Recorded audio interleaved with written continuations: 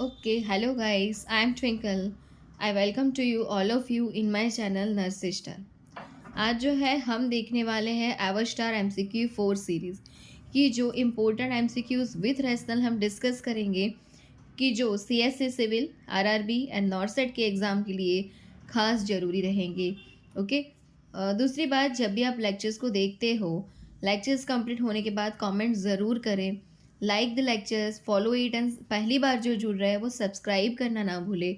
और दूसरा जो मेन इम्पोर्टेंट है कि आप चैनल को बने इतना शेयर कीजिए। ठीक है, ओके। शुरू करेंगे हम लेक्चर्स को।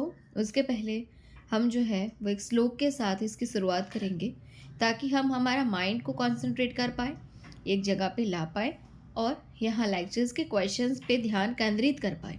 ठीक है, इसके लिए अगर आपको भी ये श्लोक आता है तो आप भी मेरे साथ बोलिए, एक जगह पे बैठ जाइए और पूरा लेक्चर्स अटेंड कीजिए जब तक ख़त्म ना हो। ठीक है, ओके। कर्पूर गौरम करुणावतारम संसार सारम भुजगेन्द्रहारम सदा बसंतम हृदयारविंदे भवं भवानी सहितं नमामि। ठीक है, अब हम जो है वो लेक्चर्स की शुरुआत करेंगे। ओके, श्लोक बोल के ही देखिएगा आपका माइंड कितना जो है वो स्फूर्ति में आ जाता है, आप कितना कंसंट्रेट कर पाते हैं। ठीक है, ये सारी चीज़ें बहुत ज़रूरी है, इसीलिए तो पहले वेदोभ्यास में भी यही सारी चीज़ें आती थी, है ना। और उनका मन एकदम बोले तो रिचुअलिटी से भरा हुआ, निर्मल और स्वच्छ होता था। पहला क्वेश्चन है, an adult whose both lower limbs are burned along with genitalia has this percentage of the burns. एक एडल्ट है जिसके दोनों लोअर लिम्स मतलब कि लेग्स में और उसका जेनाइटालिया जो एरिया है उसमें बर्न्स हुआ है, तो रूल ऑफ 9 का यूज़ करके इसमें जो है वो कितना बर्न्स हुआ होगा। तो अगर हम बात करें कि लोअर लिम्स में आता है 18 एंड 18, मतलब टोटल कितना हो गया, 2 पाँव होते हैं ना हमारे, तो हो गया 36। और जेनाइटालिया का कितना हो गया, तो वो हो गया हमारा 1%। 36 और 1 37। और परसेंटेज में पूछे तो आंसर क्या आएगा, 0.37। और कुछ गलत नहीं है इस क्वेश्चन में, सब सही है। सिर्फ परसेंटेज में पूछा, ऐसे पूछा होता तो 37 आता। ठीक है, परसेंटेज में 0.37% आएगा। ठीक है, इसमें रूल ऑफ 9 का यूज़ किया गया है। ठीक है, चलो। Normal colour of colostomy stoma in anaemic patient anaemia वाला है, मतलब कि जिसके अंदर आरबीसी डिक्रीज हो, हीमोग्लोबिन डिक्रीज हो, उसको हम बोलते हैं एनीमिक पेशेंट। अब उस पेशेंट ने हमें क्या किया है, कोलोस्टोमी का स्टोमा बनाया है, तो वो स्टोमा का कलर कैसा रहेगा, पेल पिंक रहेगा। कैसा रहेगा, पेल पिंक रहेगा, तो भी वो नॉर्मल ही बोला जाएगा। हमारे अंदर कैसा होना चाहिए, नॉर्मल पेशेंट के अंदर अगर वो एनीमिक ना हो तो पिंक होना चाहिए। कैसा होना चाहिए, पिंक होना चाहिए। ठीक है, चलो। Surfactant appears in amniotic fluid at the gestational age of. What is the meaning of surfactant? First of all, ये सर्फेक्टेंट जो है वो क्या होते हैं, ये बेबी की बात की गई है। और सर्फेक्टेंट मतलब कि लंग सर्फेक्टेंट। तो ये जो सर्फेक्टेंट है वो हमको कब मिलते हैं या कब देखने को जो है मिलता है, एमनियोटिक फ्लूइड में कब वो प्रेजेंट होता है। तो आंसर आएगा 28 वीक्स। कब हो जाता है, 28 वीक्स पे जो है ये सर्फेक्टेंट हमको देखने को मिल जाते हैं। Commonest cause of non engagement at term in a primigravida is. Primigravida मतलब कि जिसने फर्स्ट टाइम प्रेगनेंसी कंसीव की हो वो वाली वुमन। और क्या बोला है उसका कि नॉन एंगेजमेंट हुआ है, टर्म तो है बराबर, मतलब बोलते हैं ना वो 37 वीक्स से 42 वीक्स तक का टर्म है ना, तो वो टर्म भी हो चुका है, प्राइमी ग्रेविडा है, पर एंगेजमेंट नहीं हुआ है। तो कौन सी ऐसी कंडीशन है कि जिसमें नहीं होता, सीपीडी में, हाइड्रामनियोस में, ब्रिज प्रेजेंटेशन में या ब्रो प्रेजेंटेशन में। हाइड्रामनियोस का मतलब क्या, एमनियोटिक फ्लूइड का बढ़ जाना। एमनियोटिक फ्लूइड का बढ़ जाना उसको बोलते हैं हाइड्रामनियोस या पॉलीहाइड्रामनियोस बराबर। तो यहाँ पे अगर हम बोले तो उसका तो कोई रीज़न नहीं है कि जो एंगेजमेंट से रोके। ठीक है, तो वो तो आएगा नहीं। और दूसरी हम बात करें कि जो अम्नियोटिक फ्लूइड जो हमारा है बराबर, वो एक्चुअली जो है बराबर कितना होता है कि जिसकी वजह से ये हाइड्रोमनियस उसको बोलेंगे हम, राइट। तो हाइड्रोमनियस की कंडीशन के अंदर एमनियोटिक फ्लूइड जो होता है उसके लिए हम बोले तो नॉर्मली जो है वो एक सेंटीमीटर वाइज भी चेक करते हैं, आपको पता हो तो पूरा अम्बेलिकल पे चार पाउच जैसा बना के, है ना। तो उससे जो है वो बढ़ जाएगा तो उसको हम बोलेंगे कि पॉलीहाइड्रोमनियस जो है वो हमारे हो गया है, ठीक है। और ओलिगो मतलब कि उससे कम हो जाना, ज़्यादा 2000 मिलीलीटर से बढ़ जाए तो उसको हम बोलते हैं कि पॉलीहाइड्रोमनियस हो गया है। और ये एमनियोटिक फ्लूइड इंडेक्स के भी ऊपर से भी चेक करते हैं। वो जो है सिंगल पॉकेट का 24 सेंटीमीटर से सारे के सारे पॉकेट्स का 24 सेंटीमीटर से ज़्यादा और सिंगल पैकेट का 8 सेंटीमीटर से ज़्यादा हो जाए उसको भी हम जो है वो पॉलीहाइड्रोमनियस बोले जाते हैं। यहाँ पे सीपीडी बोला है, सीपीडी का मतलब होता है सिफेलो पेल्विक डिस्प्रपोर्शन, बराबर। सिफेलो मतलब कि बेबी के अंदर कोई प्रॉब्लम, बेबी क्या है पैसेंजर, और पेल्विक मतलब कि पैसेज एरिया में अगर कोई भी प्रॉब्लम हुआ बराबर, बेबी बहुत ही बड़ा हुआ तो नहीं आ पाएगा, या पेल्विक एरिया जो है वो छोटा हुआ, गायनेकोइड मोस्ट फेवरेबल पेल्विस है वो नहीं, उसकी जगह पे अगर एंड्रॉयड एंथ्रोपोइड या प्लेटिपेलोइड पेल्विस हुआ तो भी हो सकता है। हम पी देखते हैं पावर पैसेज पैसेंजर्स, तो यहाँ पे सीपीडी में पैसेज एंड पैसेंजर्स दोनों खराब है, इसकी वजह से एंगेजमेंट नहीं हो पाता है। Definite sign of placental separation in stage 3 of parturition is, parturition का डेफिनेट साइन क्या है, प्लेसेंटल सेपरेशन हो गया ऐसा हम स्टेज 3 में कब बोल सकते हैं, गूज ऑफ ब्लड दिखाई देता, लेंथनिंग ऑफ कोड हो जाए तब बोलते हैं कि प्लेसेंटा सेपरेट हो गया, shooting pain in lower abdomen में हो तब बोलेंगे, या feeling of placenta in vagina या प्लेसेंटा वजाइना में आ जाए ऐसा हमको फील हो तब हम बोलते हैं। तो गूज ऑफ ब्लड देखने को मिलता है तब हम बोलते हैं कि प्लेसेंटा जो है वो सेपरेट होने वाला है, बराबर। क्या देखने को मिलेगा, पूरा गूज ऑफ ब्लड देखने को मिलेगा और उससे हम बोलते हैं बराबर। गूज ऑफ ब्लड मतलब कि rapid large amount of blood flow from an artery और abnormal bleeding outside of the बराबर वजाइना देखने को मिलता है, उसको हम बोलते हैं कि ये गूज ऑफ ब्लड है और अभी जो है वो प्लेसेंटा भी सेपरेट होगा। Commonest haematological malignancy in children is, तो हम बोले तो ये क्या है, देखो ALL मतलब कि एक्यूट लिम्फोसाइटिक ल्यूकेमा बराबर, और फिर हम बोले कि AML बराबर तो एक्यूट मेलोसाइड लिम्फोमा, है ना। ये कंडीशन है ALL और AML, सीवियरिटी के वाइज होती है अलग अलग।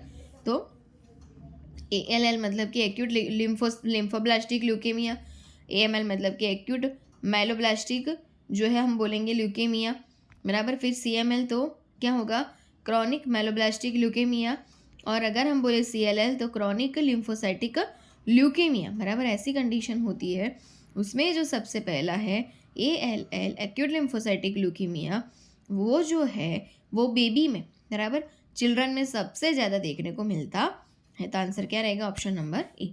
All are features of catatonia except बराबर। कैटाटोनिया पहले तो होता क्या है वो हमको पता होना चाहिए कि भाई कैटाटोनिया ये है, तब हमको पता चलेगा। तो कैटाटोनिया जो है उसमें फीचर्स पहले तो कौन से पूछे वो देखो, कैटाप्लेक्सी होता है, कैटालेप्सी होता है, नेगेटिविज्म होता है, या ऑटोनॉमिक ओबीडियंस होता है।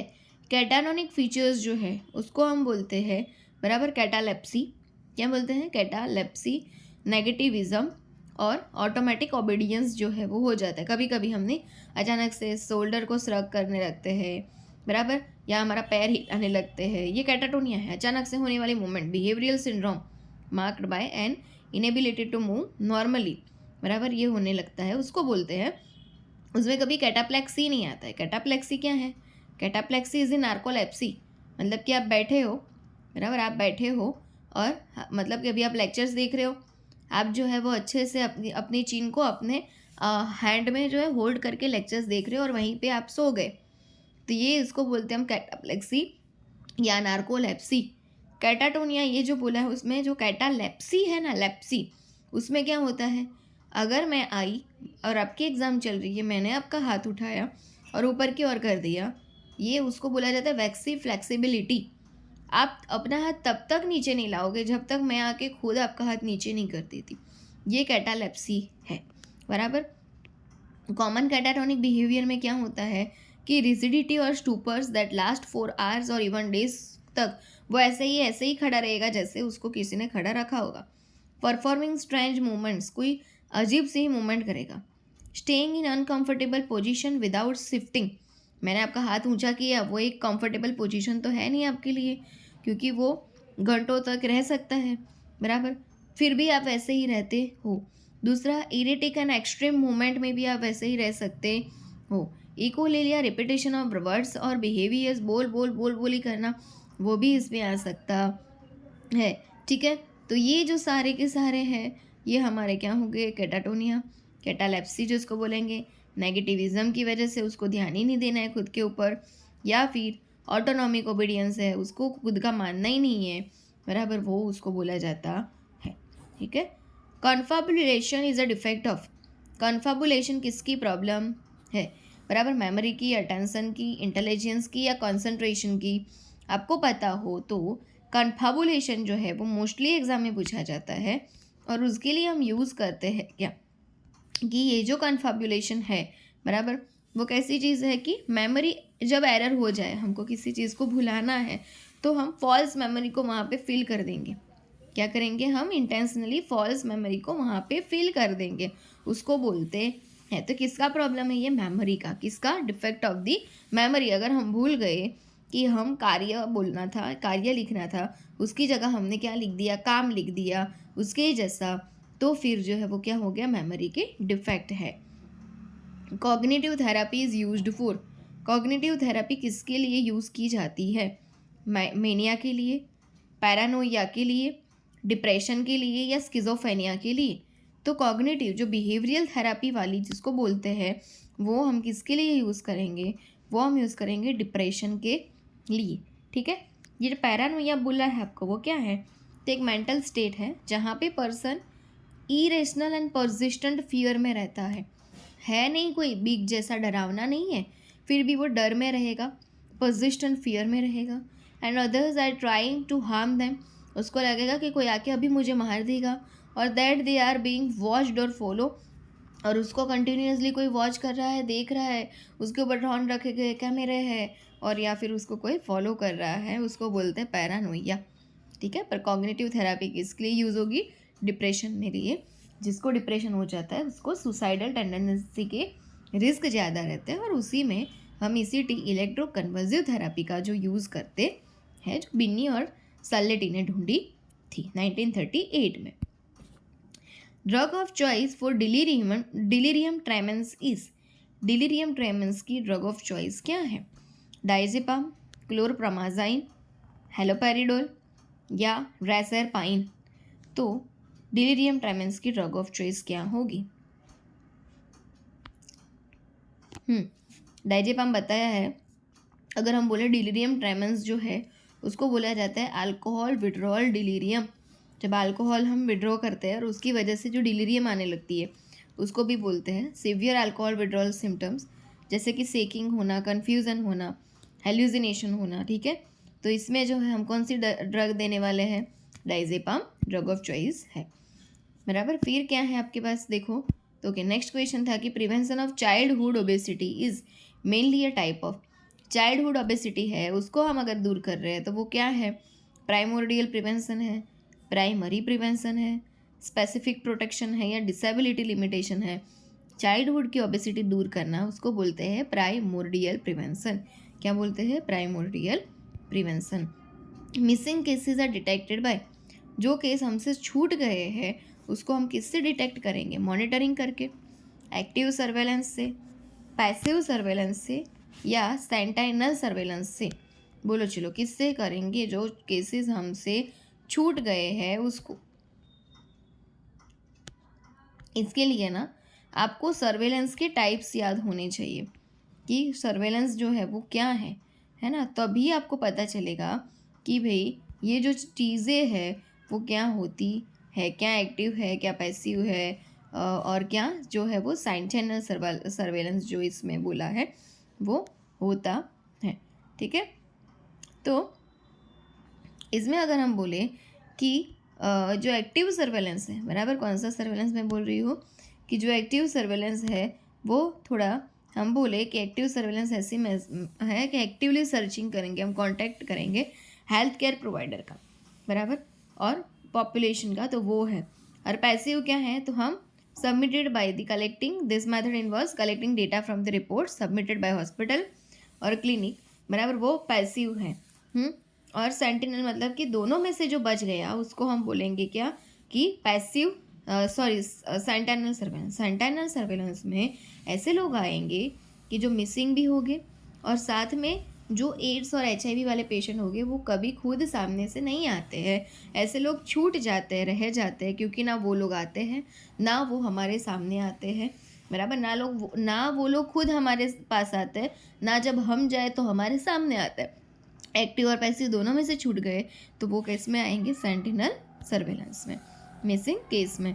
Screening for cervical cancer is done by PSC, primary health care by, बराबर, स्क्रीनिंग करना है किसका, सर्वाइकल कैंसर का, जो किसकी वजह से, ह्यूमन पैपिलोमा वायरस की वजह से हुआ जाता है।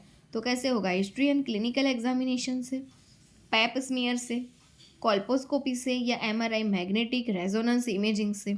ऑब्वियसली जब भी सर्वाइकल कैंसर की बात आए तो हम करते हैं पैप स्मीयर।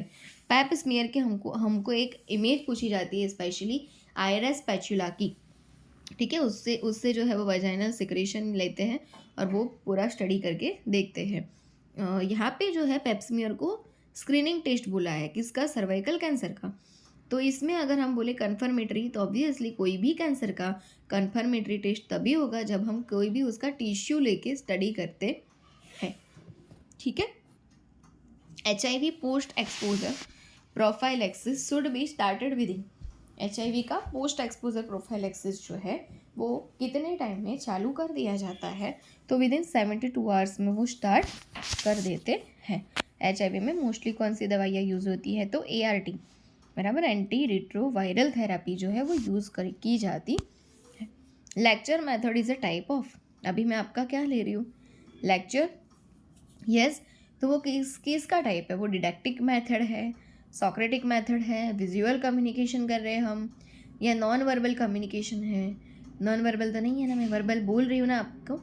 तो ये जो है वो डिडक्टिक मेथड है। कैसी मेथड है, lecture method is a type of deductive method, जिसके अंदर वन वे कम्युनिकेशन होता है। अगर आप ऐसे पढ़ रहे हो ऑनलाइन तो भी वन वे है, अगर आप ऑफलाइन होते तो भी वन वे ही होता, क्योंकि मैं हर एक क्वेश्चन में आपको खड़ा कर करके नाम ले लेके नहीं पूछती, अदरवाइज़ वो लेक्चर कभी भी ख़त्म ही नहीं होता, ठीक है। तो ये है आई टू आई कॉन्टेक्ट इसमें होता है, बराबर, और मोस्टली ये जो पढ़ाने के लिए लेक्चर मेथड ही यूज़ किया जाता है। Loose health education charts serially begin so to the group during the talk, health talk या ऐसा कुछ देते टाइम हम जो यूज़ करते थे ना, लूज हेल्थ एजुकेशन चार्ट, कि एक को हटाया दूसरा लाए, दूसरे को हटा के तीसरा चार्ट लाए, ये क्या था, flash cards, flip charts, flannel graphs या एग्जीबिशन चार्ट्स, उसको क्या बोलते थे, फ्लैश कार्ड्स, है ना, जो साइन एंड सिम्टम्स पे, न्यूट्रिशन पे या ऐसी कोई चीज़ों पे बनाते थे हम, अच्छे वाले कार्टून्स ड्रॉ करके, ओके, जो कुछ भी लिखे बिना ही सबको सिर्फ ड्राइंग देख के ही समझ आ जाए कि पेशेंट को ये होता है, ये डिजीज़ के अंदर। In management goal refers to, क्या आएगा, in management goal refers to discrete activity, management में गोल जो है वो क्या है, डिस्क्रीट एक्टिविटी है, analysis of health all activity है, ultimate desired state towards which resources are directed. तो आंसर क्या रहने वाला है कि मैनेजमेंट गोल को रेफर्स करने के लिए हमको क्या करना पड़ेगा, ultimate desired state towards which resources are directed, बराबर, डिजायर्ड स्टेट के लिए हमको कौन से रिसोर्सेज की ज़रूरत पड़ेगी, वो जो है इसके अंदर आएगा, मैनेजमेंट का गोल है वो, ठीक है, क्लियर है।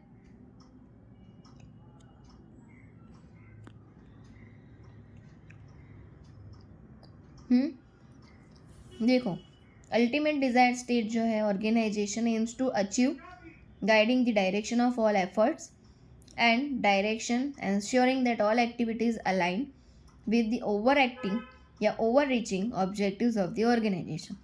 ये जो डिस्क्रीट एक्टिविटी बोला है ना, उसका मतलब क्या होता है कि रेफर्स टू स्पेसिफिक टास्क और action, not the overall aim. Management का तो ओवरऑल एम होता है, डिस्क्रीट का तो ओवरऑल एम नहीं होता है। स्पेसिफिक टास्क और स्पेसिफिक एक्शन के ऊपर ये काम करता है। एनालिसिस ऑफ हेल्थ सिचुएशन का मतलब involve evaluating the current status and identifying needs. Current status और नीड्स कौन सी चाहिए वो, उसमें कोई गोल नहीं होता, बराबर। End point of all activity का मतलब while similar it doesn't encompass the broader strategic direction implied by the goals. ठीक है, इसलिए हमारा आंसर क्या रहेगा, ultimate desire state towards which resources are directed. Next question है कि analysis done for expenditure of large proportion for small number and vice versa. हमको किसी चीज़ को एनालिसिस करना है जो एक्सपेंडिचर लार्ज प्रपोर्शन में है, स्मॉल नंबर और वाइस वर्सा में करना हो, तो हम क्या करेंगे, ABC, VED एनालिसिस, FSN या SDE। तो हम इसके लिए यूज़ करते हैं ABC analysis. What is the meaning of ABC analysis? वो item based on their value and the amount of control required, इसके होता है। किस पे होता है ABC एनालिसिस? दो तरीक़ों से होता है, एक तो बेस्ड ऑन देयर वैल्यू, दूसरा amount of control required. It identifies the items that account for a large proportion of expenditure, और वो उसको बोलेंगे category A। Even if they are few in number, भले वो कम हो पर उसका लार्ज प्रपोर्शन इन एक्सपेंडिचर है, versus those that are less expensive but more numerous, उसको आएगा कैटेगरी B एंड C। ये जो VED है उसमें क्या आता है, items based on there critically, मतलब वाइटल, असेंशियल, डिज़ायरेबल, बराबर। क्या होता है, V for the vital, E for the essential, D for the desirable. उसका बोलते हैं items based on there criticality, उसको जो है वो अरेंज किया जाता है।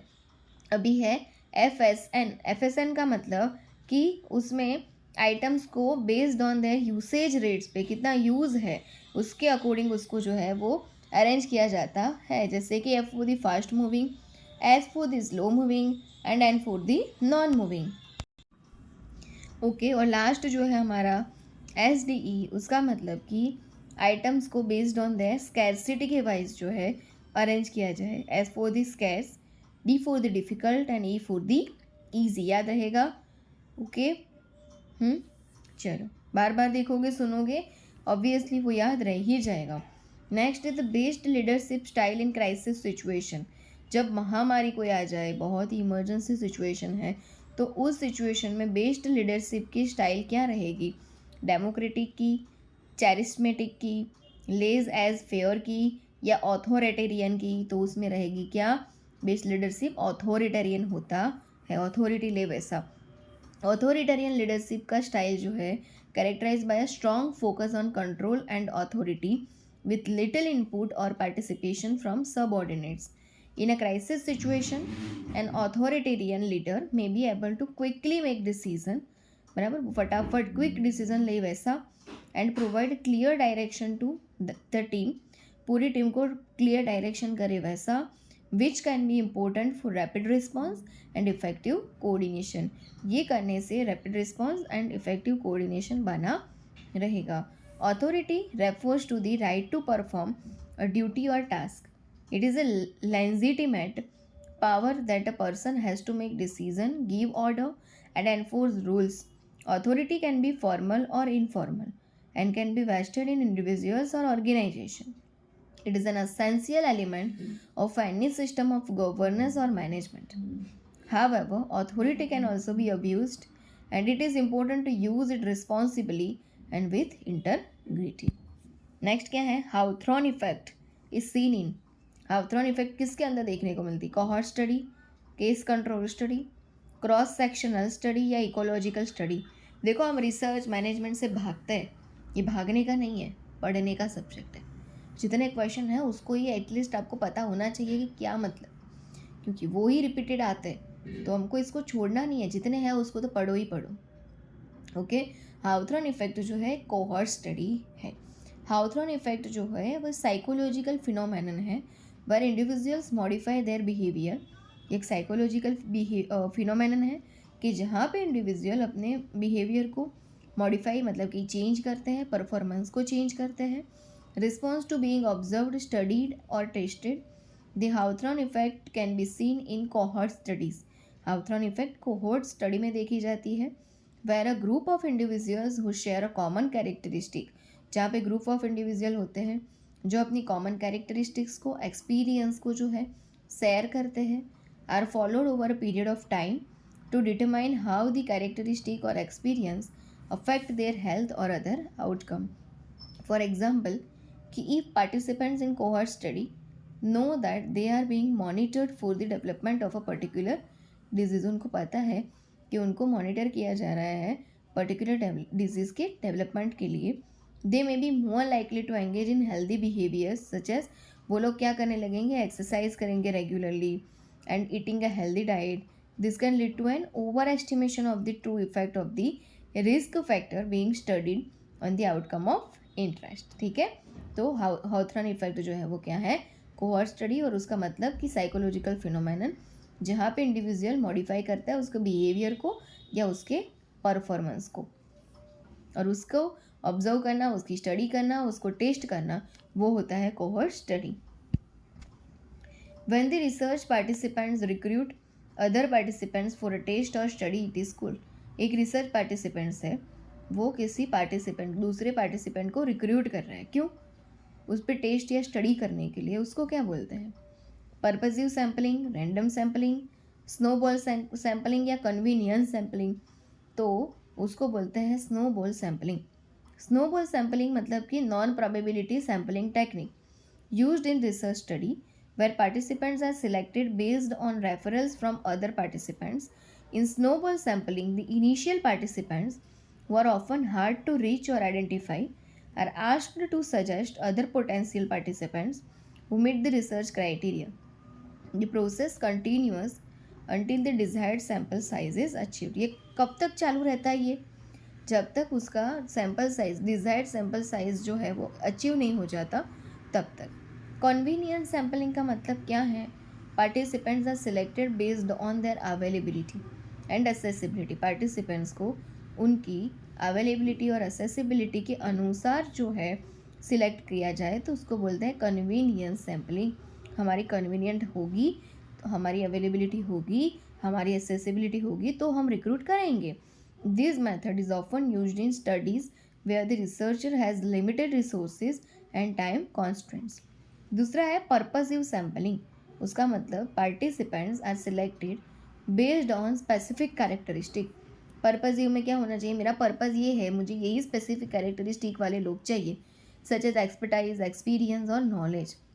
This method is often used in qualitative research, quality है ना, where the research is interested in studying a particular group of people with unique qualities.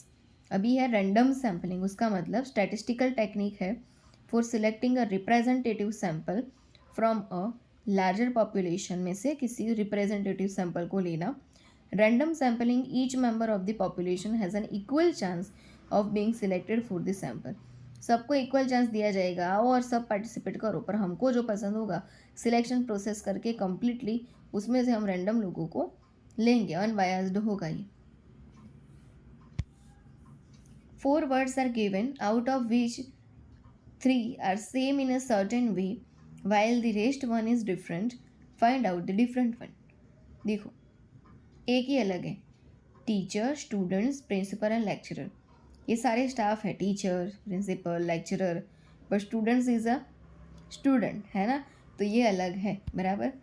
अभी लुक एट दिस सीरीज, क्या बोला है उसमें, देखो 21 फिर 9, अगेन 21 फिर 11, अगेन 21 फिर 13, तो अगेन क्या आएगा 21।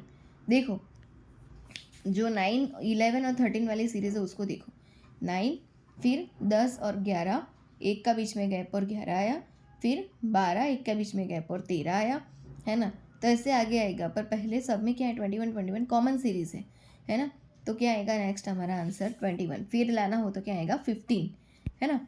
चलो, if 2 is equal to 4, 3 is equal to 5, 4 is equal to 6, तो 8 इज इक्वल टू क्या होगा, देखो यहाँ पे पहले क्या है 2 3 4 और फिर सीधा 8 है, क्या है फिर सीधा 8 है, देखो 2 का क्या है 4, फिर ऐसे देखो आप, देखो एक एक सीक्वेंस बनाई जाती है इसकी, कैसे बनाएंगे देखो, पहले 2 वाली सीरीज देखो 2, फिर 3, फिर 4, फिर हम रखेंगे 5, फिर हम रखेंगे 6, फिर हम 7 और फिर हमको 8 तक का चाहिए, तो 8 तक का रखा हमने।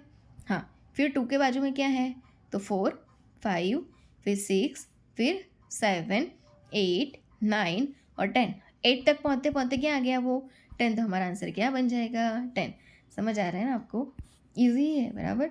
What is the chemical symbol for sodium, तो Na, सोडियम के लिए Na यूज़ होता है, जो normally 135 to 145 milliequivalent per litre होता है। और अगर ये सोडियम कम हो जाए तो हाइपोनेट्रेमिया, और अगर बढ़ जाए तो उसको हाइपरनेट्रेमिया बोलते हैं बराबर। चलो, which of the following is a noble gas, noble gas कौन सा है, ऑक्सीजन, नाइट्रोजन, आर्गोन या क्लोराइन, तो नोबल गैस है आर्गोन। कौन सा है, आर्गोन, ग्रुप 18 वाला होता है, पीरियोडिक टेबल में इसका ग्रुप 18 है और कंप्लीट इलेक्ट्रॉन सेल है। What is the atomic number of carbon, C is equal to 6, पढ़ते थे ना ये सब हम जब फिजिक्स वाले हो गए, या 10th में भी ये तो आता था बराबर। चलो अभी, what is the pH of an acidic solution, तो pH नॉर्मली होती है 7.35 to 7.45, फिर अगर वो 7 से डिक्रीज गई तो एसिडिक, और जो है वो 7 से बढ़ी तो क्या हो जाएगा बेसिक बराबर, बढ़ी तो बेसिक, कम गई तो acidic. Which of the following is a strong acid, strong acid कौन सा है, citric acid, hydrochloric acid, acetic acid या कार्बोनिक एसिड, तो सबसे स्ट्रॉन्ग एसिड है HCl, hydrochloric acid, strong acid, और फुल्ली डिजॉल्व हो जाता है वाटर के अंदर। What is the chemical formula of sulphuric acid, HCl तो अभी हमने देखा ना, हाइड्रोक्लोरिक एसिड का था, H2SO4 रहेगा, HNO3 तो बराबर क्या है, HNO3 क्या है, तो नाइट्रिक एसिड है, H2CO3 बाइकार्बोनेट है, सोडा बाइकार्बोनेट बोलते हैं ना वो है, तो क्या आएगा, सल्फ्यूरिक एसिड कौन सा है, तो यहाँ पे टाइपिंग मिस्टेक है, आंसर हमारा करेक्ट रहेगा B, H2SO4 वो सल्फ्यूरिक एसिड है बराबर, D नहीं है, वो तो बाइकार्बोनेट है। ठीक है, यहाँ पे हमारा सही आंसर रहेगा H2SO4 sulphuric acid. Which substance is use to neutralise stomach acid, ऐसा कौन सा सब्सटेंस है कि जो स्टमक एसिड को, मतलब कि हाइड्रोक्लोरिक एसिड को, HCl को न्यूट्रलाइज करेगा, sodium chloride, magnesium hydroxide, calcium carbonate मतलब कि CaCO3, या सल्फ्यूरिक एसिड मतलब कि H2SO4, तो क्या आएगा, न्यूट्रलाइज करेगा स्टमक को कौन, कैल्शियम कार्बोनेट HCO3 बराबर, CaCO3। Very good. चलो अभी क्या पूछा है कि विच acid is present in vinegar, ये जो विनेगर है उसमें कौन सा एसिड होता है, और अगर आपको याद हो कि विनेगर जो है वो एक जो वेट लॉस करते हैं ना वो लोग भी इसका यूज़ करते हैं, वो भी वेट लॉस के भी काम में आता है। ठीक है, तो उसमें विनेगर जो है वो हाइड्रोक्लोरिक एसिड में प्रेजेंट होता है, एसिटिक एसिड में प्रेजेंट होता है, सल्फ्यूरिक एसिड में प्रेजेंट होता है, नाइट्रिक एसिड में, तो विनेगर जो है वो एसिटिक एसिड में प्रेजेंट होता है। विनेगर एक लिक्विड है, उसके अंदर acetic acid typically about 4 to 8% volume में होता है। Acetic acid gives vinegar it's characteristic, उसकी वजह से विनेगर सॉर टेस्ट का होता है और उसकी पंजेंट स्मेल आती है, गंदी smell. It is produced through the fermentation of the ethanol, ethanol को फर्मेंटेशन करके एसिटिक एसिड बैक्टीरिया की मदद से बनता है बराबर। हाइड्रोक्लोरिक एसिड तो गैस्ट्रिक जूस में होता है। सल्फ्यूरिक एसिड जो है वो कॉरोसिव एसिड सॉल्यूशन है, इंडस्ट्रियल प्रोसेसेस में यूज़ होता है। नाइट्रिक एसिड जो है वो स्ट्रॉन्ग एसिड है जो फर्टिलाइजर एंड एक्सप्लोजिव में यूज़ होता है बराबर। Okay, which of the following is an example of a colloid solution, एक होता है कोलोइड और एक होता है क्रिस्टलोइड सॉल्यूशन। तो यहाँ पे सॉल्ट सॉल्यूशन तो क्रिस्टलोइड है जिसमें हम NS नॉर्मल सलाइन बनता है, मडी वाटर, मिल्क या विनेगर, तो हमारा आंसर रहेगा कोलोइड में मिल्क। मिल्क जो है वो क्या है, कोलोइड सॉल्यूशन है कि जहाँ पे फैट ड्रॉपलेट्स होते हैं आर डिस्पर्स्ड इन वाटर। अभी नेक्स्ट क्वेश्चन कि which process is use to separate a mixture of liquids based on their boiling points, boiling points में से which process is use to separate a mixture of liquid, liquid का mixture अलग करना है कब, किस में से, बॉइलिंग पॉइंट से उसको क्या बोलते हैं, फिल्ट्रेशन, डिस्टिलेशन, क्रोमेटोग्राफी या डिकेंटेशन, तो उसको बोलते हैं डिस्टिलेशन। क्या बोलते हैं, डिस्टिलेशन। हम जो बोलते हैं ना डिस्टिल्ड वाटर, वो distillation separates liquid based on differences in their boiling points. Distillation is the process use to separate a mixture of liquids based on their different boiling points. अब देखना बॉइलिंग पॉइंट के बाद पानी एकदम हल्का लगेगा आपको, पानी को आप बॉयल करोगे करके पियोगे ना तो पानी एकदम हल्का लगेगा आपको। In distillation the mixture is heated causing the component with the lower boiling point to vaporize first. The vapor is then condensed back into the liquid in a separate container, effectively separating it from the other component in the mixture. This process is widely used in laboratories and industries for purifying liquids or separating complex mixtures such as the production of the distilled water or alcohol. Filtration तो क्या है, filter की process है, बराबर। Filtration is use to separate solids from liquids और gases, not to separate liquids based on boiling points. Chromatography क्या है, तो is use to separate mixtures based on difference in the speed at which components move through a medium. Decantation क्या है, तो involves pouring off a liquid from a settled solid और immiscible liquid but it does not separate liquids based on their boiling point. ठीक है, तो separate करना liquid को based on their boiling point से डिस्टिल वाटर बनाने के लिए या कोई मिक्सचर को अलग करने के लिए उसको बोलते हैं डिस्टिलेशन, जो डिस्टिलेशन ऑफ वाटर या फिर अल्कोहल बनाने के काम में लिया जाता है। Which river is known as the sorrow of Bihar, Yamuna, Ganges, Brahmaputra या कोसी। तो कोसी जो है रिवर उसको शोर ऑफ बिहार बोला जाता है। Which Indian state is the largest producer of tea, Assam, West Bengal, Tamil Nadu या केरला। आसाम जो है उसमें सबसे ज़्यादा चाय बनती है। Which Indian state is non for the production of the largest number of spices, spices के लिए केरला, चाय के लिए Assam. Which is the smallest union territory in India by area, तो चंडीगढ़, दादरा एंड नगर हवेली, लक्षद्वीप और दिल्ली। लक्षद्वीप पे बेट भी है, पता है ना, तो वही सबसे छोटा यूनियन टेरिटरी है लक्षद्वीप। विच मुगल एम्पेयर बिल्ट दी ताजमहल, किसने बनाया था, अकबर, शाहजहां, औरंगजेब या बाबर। तो शाहजहां ने अपनी मुमताज़ के लिए बनाया था, है ना। चलो, the first Indian to win the Nobel prize in literature was, literature साहित्य के क्षेत्र में सबसे पहले नोबेल प्राइज़ किसको मिला, रविंद्रनाथ टैगोर को मिला, सीवी रैमन को, अमर्त्य सेन को या सुभाष चंद्र बोस को। तो नोबेल प्राइज़ लिटरेचर के अंदर फर्स्ट इंडियन जीतने वाला था रविंद्रनाथ टैगोर जी थे, 1913 में इनको मिला था। Which article of the Indian constitution deals with the abolition of untouchability, बराबर। छूत अछूत वाला जो नियम था ना उसको हटाओ, उसको दूर करो। ये बंधारण कॉन्स्टिट्यूशन के इंडियन भारत बंधारण का कौन सा आर्टिकल में लिखा गया है, आर्टिकल 15, आर्टिकल 17, आर्टिकल 21 या आर्टिकल 25। तो आर्टिकल 17 में लिखा गया है, बराबर। फिर the concept of judicial review is borrowed from which countries constitution. Judicial review जो है वो कौन से कंट्री के कॉन्स्टिट्यूशन का कॉन्सेप्ट से लिया गया है, United kingdom, United states, Canada या ऑस्ट्रेलिया। तो आएगा यूनाइटेड स्टेट्स के, बराबर, यूएस अमेरिका के। और हमारा बंधारण और शायद थोड़ा सा जो है वो अमेरिका का बंधारण मिलता जुलता है, और भारत का बंधारण सबसे बड़ा बंधारण है जो डॉक्टर BR आम्बेडकर के नेतृत्व में उनके द्वारा पूरा लिखा गया है कमिटीज़ में, है ना। Supreme court of India was established in 1950, 28 जनवरी 1950 में। विच Indian state has the highest GDP, बराबर, GDP उसके सबसे ज़्यादा है, ऐसा कौन सा है, महाराष्ट्र, तमिलनाडु, उत्तर प्रदेश या कर्नाटका। तो सबसे ज़्यादा जो बोलते हैं ग्रोस डोमेस्टिक प्रोडक्ट महाराष्ट्र की है। बुक मतलब रीडिंग, बुक का यूज़ किसके लिए होता है, तो कि रीडिंग के लिए। तो नाइफ का यूज़ किसके लिए होगा, खाने के लिए, राइटिंग के लिए करोगे या पेंटिंग के लिए, कटिंग के लिए करेंगे, किसके लिए करेंगे, कटिंग के लिए। Very good. चलो, फिर कैट का बच्चा किटन, तो डॉग का बच्चा पपी, डॉग का बच्चा क्या होता है, puppy. Okay, in a code language if monkey is written as PNNLFZ, how is jungle written, बराबर, हाउ इज जंगल रिटन, तो क्या आएगा, एम के बाद कितने छोड़े तो पी आएगा, देखो NO और P है ना, MNOP, और फिर हम देखें कि P, बराबर, तो फिर जे के बाद 3 छोड़ो तो क्या आएगा, यस, ये पूरा कैसे, ओके। इसकी एक शॉर्ट ट्रिक है जो मैं आपको बताती हूँ।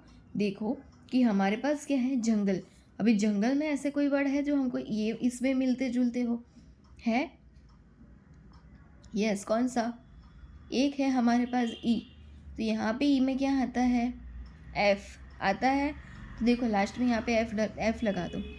फिर हमारे पास यहाँ पे है एन, मंकी में भी एन है, हाँ तो वहाँ पे भी एन ही था, तो यहाँ पे भी तीसरे नंबर पे एन का एन रखा दो, है ना, तो ऐसा कौन सा बन रहा है, देखो ऐसा करके भी आप कर सकते हो, ऐसा करके भी आप कर सकते हो, तो कौन सा मिलेगा, KVNHMF, बराबर, ओके, क्लियर है। तो बस ये लेक्चर जस्ट हमारा यहीं तक था, बराबर। जब हम अब नेक्स्ट मिलते हैं तो दूसरे ऐसे ही क्वेश्चंस की चर्चा करेंगे। इस लेक्चर में जो क्वेश्चन थे जो मोस्टली मैंने RRB के कॉन्सेप्ट के ऊपर रख के बनाए, इसीलिए इसमें ये सब ज़्यादा था, ठीक है, तो ये भी अच्छे से याद करने की कोशिश करें, ठीक, थैंक यू सो मच।